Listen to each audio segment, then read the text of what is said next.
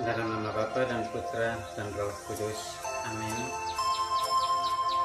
Syukur kepadamu ya Bapa atas penyertaan dan bimbinganmu sepanjang istirahat kami malam tadi.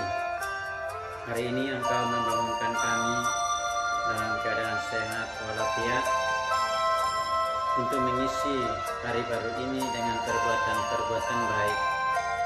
Bantulah kami, curahkanlah roh-Mu atas kami ya Bapa, agar kami hanya menginginkan, mencari dan mencintai yang baik. Dengannya kami akan hidup, bukan hanya di dunia ini saja, tetapi di akhirat juga. Kami mempersembahkan saudara-saudari kami yang telah berpulang ke hadapan-Mu, teristimewa mereka yang terinfeksi virus corona. Semoga Engkau menerima mereka dalam keabadian-Mu. Kami berdoa bagi mereka yang terpapar positif dan kini sedang dirawat, teristimewa para dokter, para medis, para sukarelawan yang telah dengan sukarela memberi diri untuk melayani saudara-saudari kami yang terpapar dan mereka juga terpapar. Semoga Engkau memulihkan mereka ya Tuhan. Demi Kristus Tuhan dan pengantara kami. Amin. Bapak Ibu, saudara-saudari, sahabat Rema Meja Sabda, di mana saja Anda berada, saya menyapa kita di hari baru ini. Salam jumpa dalam kasih karunia dan cinta Allah Bapa Tuhan kita Yesus Kristus. Semoga Bapak Ibu saudara-saudari dalam keadaan sehat dan senantiasa diberkati Tuhan. Dan semoga hari ini kita jalani dengan sukacita dan penuh kegembiraan. Mari kita sebelum merefleksi bersama, kita mendengarkan sabda Tuhan dari Injil Matius bab 8 ayat 28 sampai dengan ayat 34.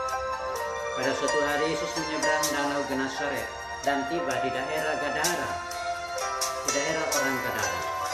Maka datanglah dari pekuburan dua orang yang kerasukan setan menemui dia. Mereka itu sangat berbahaya sehingga tak seorang pun berani melalui jalan itu. Mereka itu pun berteriak katanya, "Apakah urusanmu dengan kami, hai anak Allah? Adakah engkau datang kemari untuk menyiksa kami sebelum waktunya?" Tidak jauh dari mereka itu ada sejumlah besar babi sedang mencari makan. Maka setan-setan itu minta kepada Yesus, katanya, "Jika engkau mengusir kami, suruhlah kami pindah ke dalam kawanan babi itu."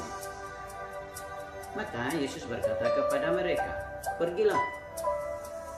Lalu keluarlah mereka dan masuk ke dalam babi-babi itu. Maka terjunlah seluruh kawanan babi itu dari tepi jurang ke dalam danau dan mati di dalam air. Para penjaga babi lari dan setibanya di kota, mereka menceritakan segala sesuatu juga tentang dua orang yang kerasukan itu. Maka keluarlah seluruh kota mendapatkan Yesus, dan setelah berjumpa dengan dia, mereka mendesak supaya ia meninggalkan daerah mereka. Demikianlah sabda Tuhan. Terpujilah Kristus. Bapak Ibu saudara-saudari, saya mengajak kita untuk berefleksi dengan tema sentralnya, carilah dan cintailah yang baik, maka Anda akan hidup. Nabi Amos hari ini menyerukan kepada Israel prinsip dasar kehidupan manusia. Saya kira prinsip dasar ini menjadi bagian dari hidup kita, tidak hanya untuk orang Israel. Carilah yang baik dan jangan yang jahat, agar kamu hidup. Prinsip ini kemudian mesti ada nyata dalam apa yang diperintahkan Allah bagi Israel untuk menegakkan keadilan dan kebenaran. Pertama-tama mulai dari dalam diri bangsa pilihan itu. Realisasinya adalah mereka harus menghidupi kehidupan peribadatan dan perayaan-perayaan dengan baik, tulus, ikhlas. Ini kita kembali kepada bacaan kemarin ketika ia mengatakan, Amos menyerukan bahwa bangsa itu beribadah, merayakan hari-hari raya dengan sangat tertib dan teratur, tetapi sesungguhnya mereka serasi dan sejalan dengan pola kehidupan yang menindas kaum kecil dan sederhana. Nah, hari ini Amos mengajak mereka kembali untuk membaharui cara beribadah mereka dan cara bersikap mereka. Mau membela keadilan dan kebenaran, maka keadilan dan kebenaran harus ditunjukkan juga dalam realita hidup peribadatan dan doa atau hubungan relasi dengan Allah. Orang baru bisa menjadi adil dan benar ketika mencari yang baik dan berusaha untuk menghindari yang jahat. Maka mari kita mengejar ketiga keutamaan ini. Cari dan mencintai kebaikan, bukan kejahatan atau membenci yang jahat. Tegakkan keadilan dan kebenaran, dan semua itu dilakukan melalui doa dan ibadat yang tulus ikhlas kepada Allah. Jaminannya adalah Anda dan saya hidup. Nasihat ini tepat, dan pelaksananya juga tidak boleh dilaburi dengan unsur mencari keuntungan.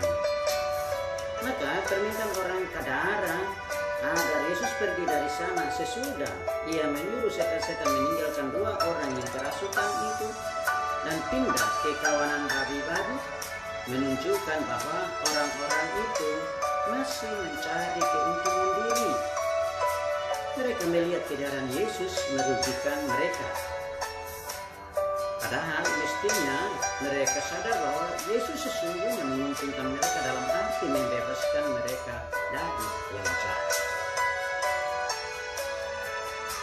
Yang perlu disadari oleh setiap orang beriman adalah kenyataan bahwa Yesus datang membawa kelepasan. Kekuasaan Allah melampaui segala kekuasaan di dunia. Bahkan roh-roh jahat pun mengenal dan tunduk pada kuasanya. Ia hadir dan menawarkan kepada kita keselamatan, karena memang ia juru selamat dunia. Maka marilah kita, atau di sini kita diajak untuk membangun sikap keramahan, bukan penolakan seperti orang Gadara yang tidak ramah terhadap Tuhan. Mari kita mengejar 2 hal. Sadar bahwa kekuasaan Allah melampaui segala kekuasaan di dunia. Dan yang kedua, kita diajak untuk senantiasa menempatkan diri di bawah kekuasaan itu, karena kekuasaan itu membawa kelepasan bagi kita. Kita bermenung dan kita berwaspada, dan sampai kita menutup diri terhadap karya penyelamatan Allah yang Ia curahkan bagi kita. Allah menolong kita.